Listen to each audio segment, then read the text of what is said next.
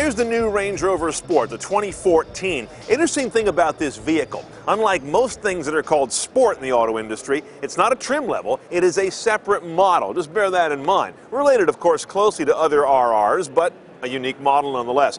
Here's the first thing you should notice if you check this guy out from the side.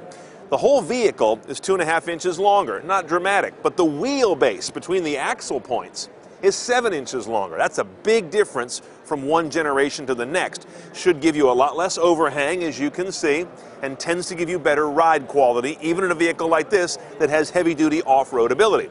Speaking of that off-road ability, if you look at that terrain response knob that is sort of their trademark for operating the drivetrain, it now has an automatic setting, which is kind of taking a knob aimed at making things simple and making it even simpler.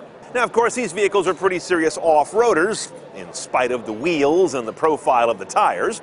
That means you've got a 2-speed transfer case, Torsen limited slip differential, and now 2 engine choices. A 510 horsepower supercharged V8 that you'd expect in this car.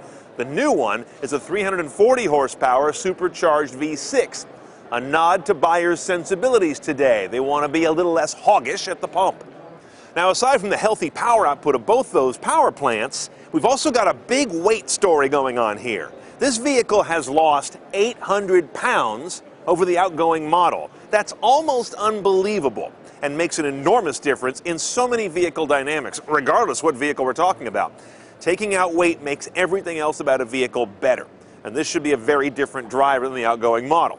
Now, cabin comforts have always been a strong point of Land Rovers and Range Rovers, and this one's no slouch, although I don't see a dramatic difference in the instrument panel or the center console. Notice the all-LCD gauges on this guy. They're one of the first companies to do that.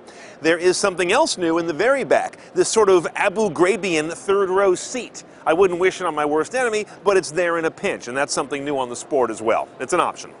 New tech features include a tight space scrape warning system for tight parking spots or maybe even for nearby brush.